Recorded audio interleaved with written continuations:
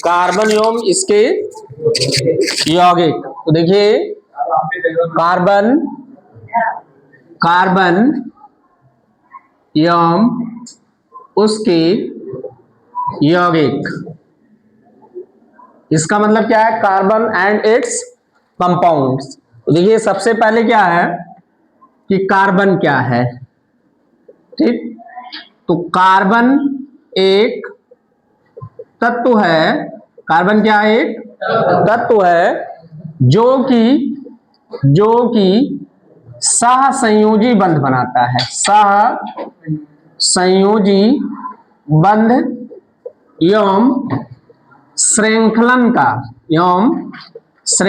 का सर्वाधिक गुण होने के कारण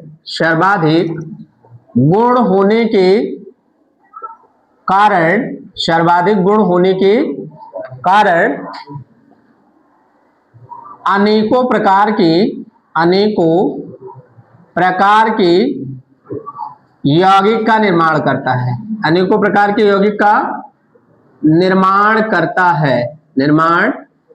करता है। इसका मतलब देखिए क्या है, देखिए सहसंयोजी बंध बनाना, सहसंयोजी का मतलब क्या होता है कि बराबर की साझेदारी हो, ऐसे बंध को क्या बोलेंगे, सहसंयोजी बंध बोलते हैं। तो जब बराबर की साझेदारी होगी तो उसे हम क्या बोला जाएगा, उसे बराबर की साझेदारी। जैसे मान लीजिए दो परमाणु है आपके पास, एक ए है और एक क्या है, बी है। एक ए है और दूसरा क्या है, बी। अब ए के पास मान लीजिए क्या है कि एक इलेक्ट्रॉन है और बी के पास भी क्या है, एक इलेक्ट्रॉन है, और एक बॉन्ड बनाने के लिए टोटल कितने इलेक्ट्रॉन चाहिए, 2 इलेक्ट्रॉन। तो इनमें साझेदारी हो जाएगी, तो ए और बी के बीच एक कोऑर्डिनेट बॉन्ड बन जाएगा। इतना नोट करो, कॉपी निकाल के नोट करो। आप देखिए जैसे सहसंयोजी बंध होता क्या है, सहसंयोजी बंध कौन सा, सहसंयोजी बंध, सहसंयोजी बंध। तो देखिए ऐसा बंध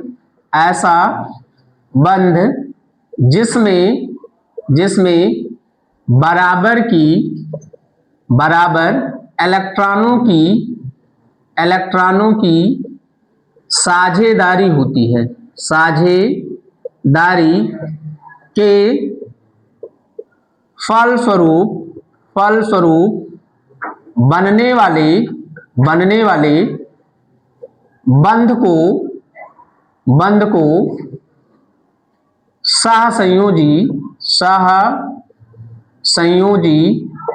बंध कहते हैं, सहसंयोजी बंध कहते हैं। एग्जाम्पल में देखिए जैसे H2 है, H2 यानी कि 2 हाइड्रोजन परमाणु से मिल करके हाइड्रोजन अणु बना है। तो एक H का एटॉमिक नंबर कितना, 1, तो इसके पास 1 इलेक्ट्रॉन। दूसरा हाइड्रोजन है, इसका एटॉमिक नंबर 1, तो इसके पास भी कितने इलेक्ट्रॉन, 1 इलेक्ट्रॉन। अब एक बॉन्ड बनाने के लिए मिनिमम 2 इलेक्ट्रॉन चाहिए, तो इसके पास भी 1 है, इसके पास भी 1 है, इसका मतलब इसके पास भी 1 कम है, इसके पास भी।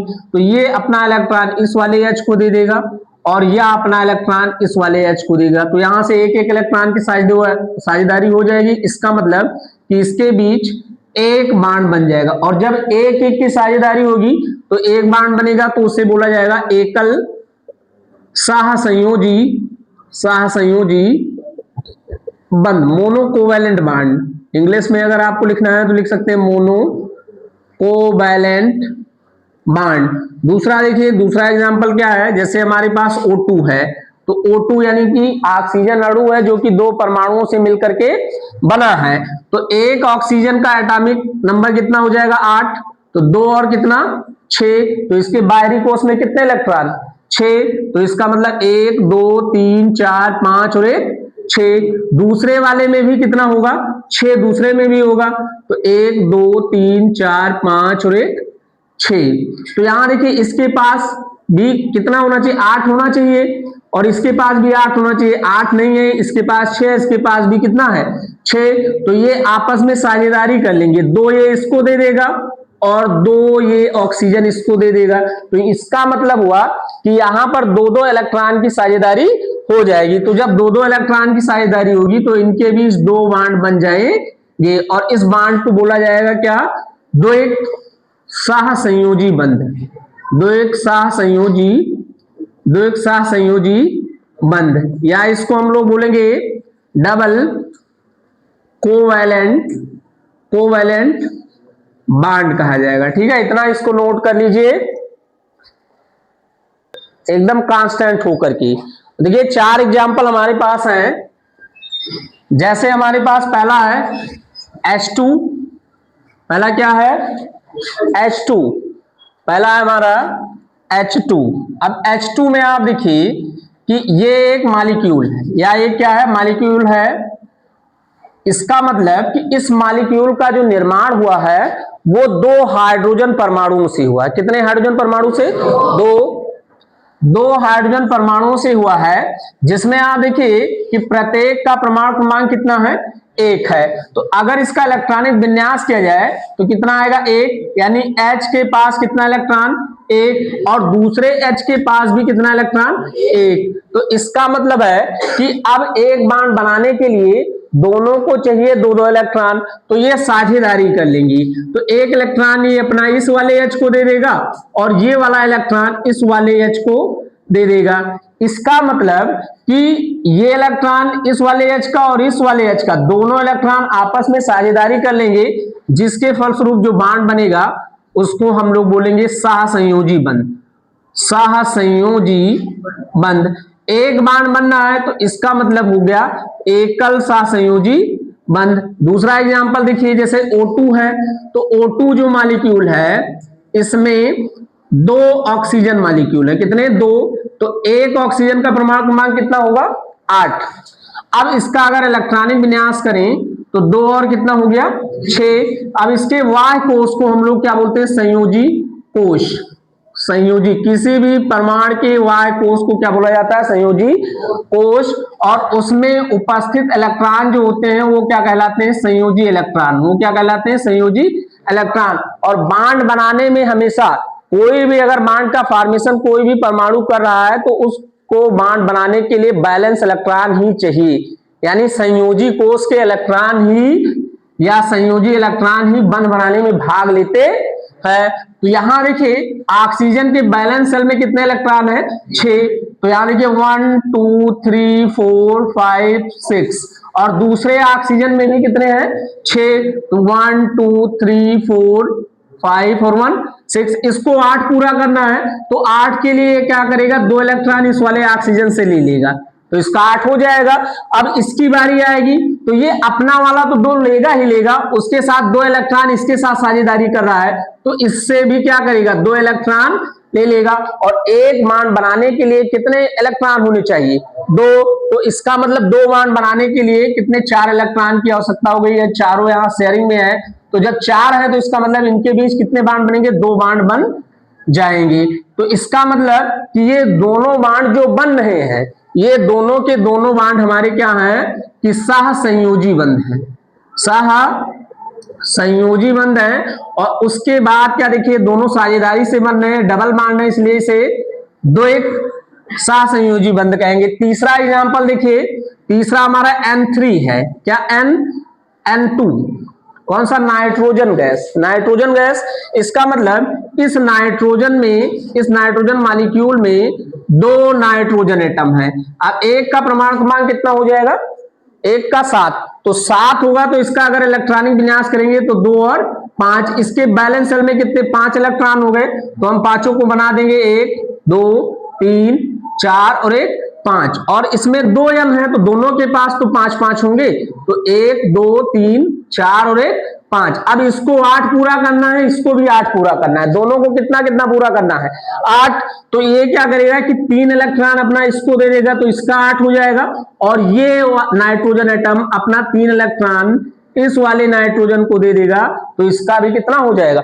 8। तो इस प्रकार देखिए कि नाइट्रोजन, दोनों नाइट्रोजन के बीच 3-3 इलेक्ट्रॉन की साझेदारी हो रही है। कितने कितने इलेक्ट्रॉन की?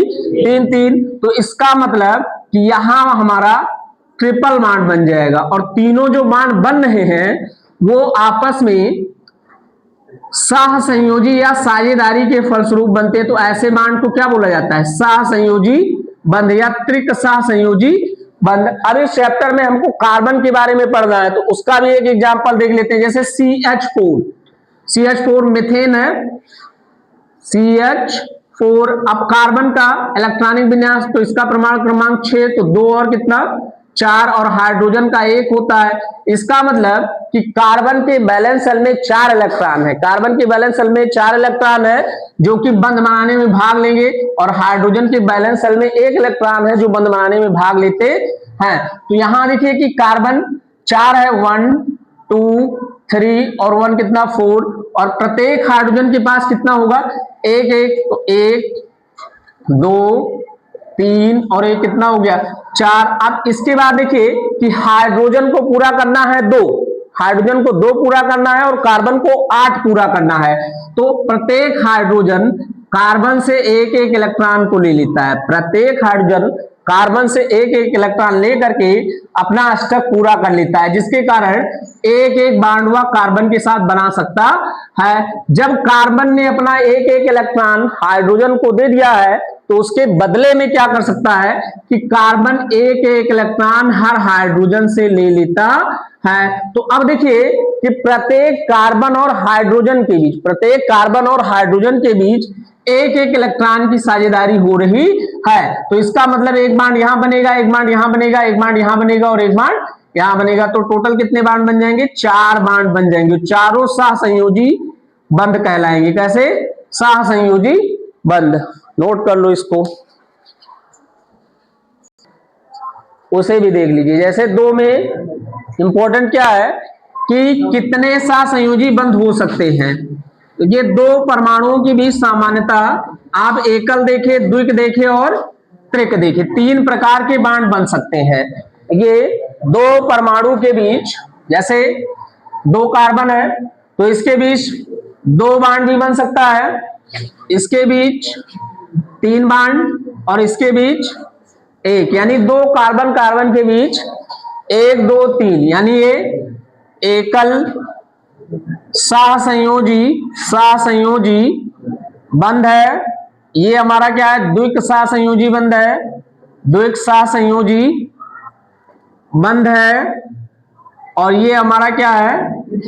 त्रिक सहसंयोजी बंध है। तो इसमें देखिए अगर स्टेबिलिटी की बात की जाए कि तीनों में सबसे ज्यादा स्टेबल कौन है? स्टेबल का मतलब कि कौन कितना जल्दी आसानी से नहीं टूटता है, वो ज्यादा ही स्टेबल होगा। जो आसानी से टूट जाएगा वो कम स्टेबल होगा, और जो आसानी से नहीं टूटेगा वो क्या हो जाएगा? ज्यादा स्टेबल। तो यहां देखिए त्रिक बंध, देखिए क्या है? त्रिक बंध सबसे आसानी से टूट जाएगा, क्योंकि इसमें क्या है? 1 पाई 2 पाई और 1 सिग्मा, यानी कि इसमें 1 सिग्मा और 2 पाई होता है, इसमें 1 सिग्मा 1 पाई और इसमें केवल सिग्मा बॉन्ड होते हैं। तो इसका मतलब हुआ कि ये त्रिक बंध सबसे कमजोर, यानी सबसे लेस रिएक्टिव कौन होगा? त्रिक बंध। उसके बाद कौन होगा? उसके बाद द्विक बंध, और उसके बाद कौन सा होगा? एकल बंध। ठीक है। उसके बाद हम लोग क्या पढ़ना है? कार्बन के अपर रूप, एलोट्रॉप ऑफ कार्बन, कार्बन के अपर रूप, allotropes of carbon. It means कि ऐसे कार्बन के यौगिक जो भौतिक अवस्थाओं में अलग अलग रूपों में पाए जाते हैं, परंतु रासायनिक प्रतिक्रिया समान प्रकार की होती है, ऐसे यौगिक को अपर रूप कहते हैं। जैसे 2 कंपाउंड है हमारे पास, दोनों कंपाउंड की भौतिक अवस्था क्या है? अलग अलग है, लेकिन उनकी रासायनिक संगठन, रासायनिक संरचना समान है, तो ऐसे यौगिक को क्या बोला जाएगा? ऐसे यौगिक को अपर रूप कहते हैं। ऐसे यौगिक को क्या कहते हैं? अपर रूप। और इस घटना को अपर रूपता कहा जाता है। तो कार्बन के हमको कई अपर रूप पढ़ना है, जैसे ग्रेफाइट, हीरा, फुलरीन, इनके बारे में पढ़ना है। तो यानी इसमें हम लिख सकते हैं कार्बन के अपर रूप में ऐसे, देखिए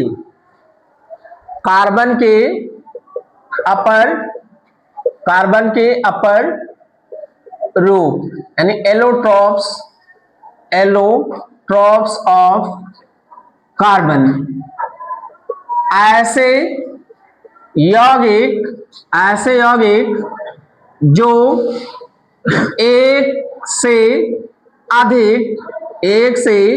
अधिक भौतिक अवस्थाओं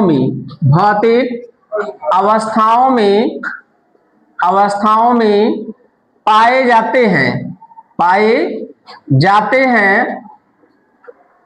तथा उनकी रासायनिक संरचना